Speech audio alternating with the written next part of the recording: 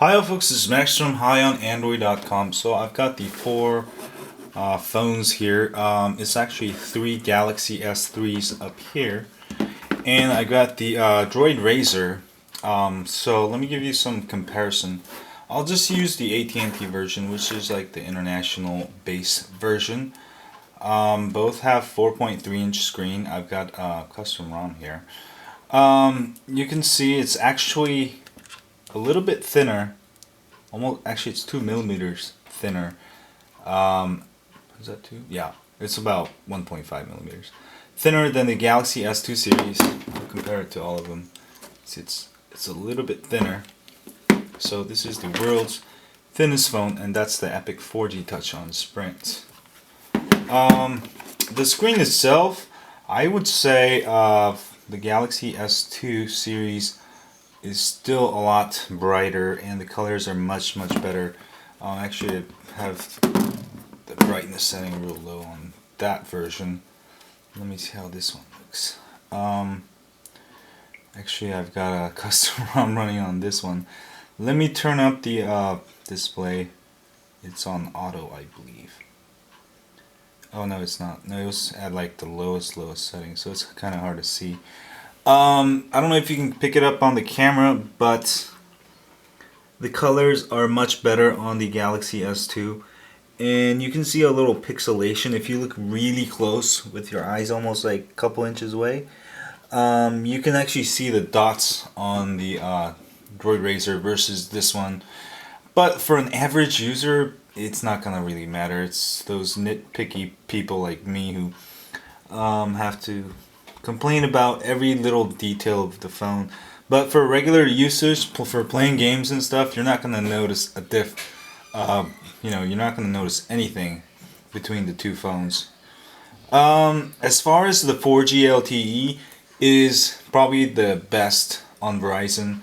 Obviously, there's no Galaxy S2 phone on Verizon. Which means you can wait for Galaxy Nexus, which is pretty much Verizon's version of the Galaxy S2. I can say that Sprint's WiMAX 4G comes second to 4G LTE as far as speeds. Theoretical speeds 4G LTE is faster. I found that reception on the 4G LTE is much better. Also, it never gets, switches between 3G and 4G, whereas the Sprint WiMAX is great when I'm getting 4G, but if I'm in an area where I'm not getting full signal, it'll switch between 3G and 4G, and while it's switching, I'll lose data if I'm doing something, and that is very annoying. As far as compared to the at&t HSPA, which is like the fake 4G, HSPA on the at&t is actually pretty good, comparable to the Verizon 4G LTE, although this one does get better reception. This one is very comparable, but 4G LTE is still like 10 times faster. And I know at&t just came out with their 4G LTE also. I haven't tried that one, but it should be very comparable to this. Also, T-Mobile's 4G, which is HSPA also, just sucks in SF Bay Area where I live. I'll show you that everybody else is getting 4G, and as soon as I turn on my Wi-Fi off, I'll get Edge. How can you get Edge? How can I? These things are dropping to 3G while T-Mobile drops to Edge. Edge is completely unusable. It's a technology from like 20 years ago. Screw that. Anyway, those are like the main differences between the network. Of course, this is thinner. The only bad part about the Droid Razr, I mentioned this before like 1,000 times, is that there's no replaceable battery, whereas all the Galaxy S2 do. And if Samsung made a phone without replaceable battery, I'm sure it's going to be thin as the Droid Razr. So that's the really only difference. As far as the camera goes, I think they're both 8 megapixel cameras. I found that the camera is a lot better on the Galaxy S2 for video, but this one does 720p at 120 frames per second, which means you can capture more action. As far as the processor, these have Samsung Exynos 1.2 gigahertz processor with a Mali GPU, which is, you know, based on my testing, it's much quicker than the one on Motorola, which is the TI OMAC 4430. Thanks for my YouTube users for pointing that out.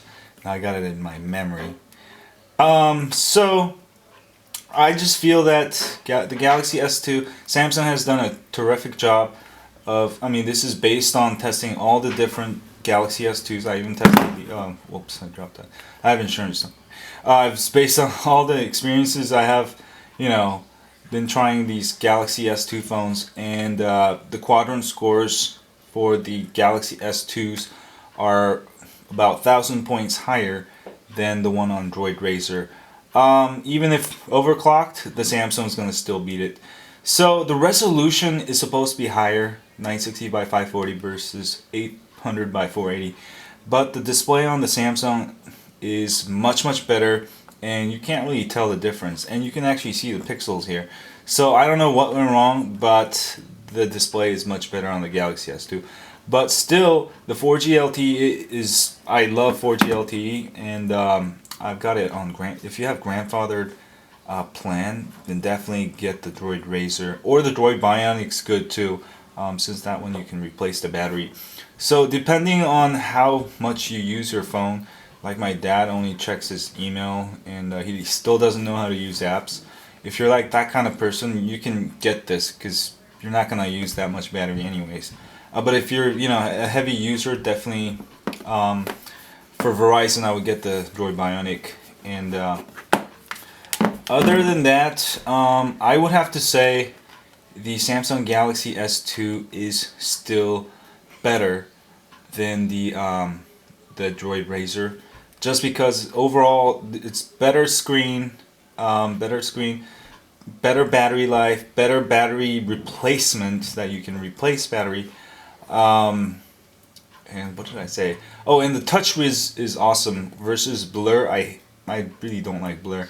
TouchWiz is cool because they added more cool features, like, you know, this one is running another custom one. They added new features like the two-thumb zoom, and, you know, you can go between the menus like this. And I really like it. It's more vibrant over the Motorola Droid Razr. But the 4G LTE is just awesome. You know, that's one thing you can't beat on the Droid Razr. And also the Galaxy Nexus should have 4G LTE. Anyway, that was just a short comparison, or was it a kind of long comparison between the Droid Razr versus the Galaxy S2 series.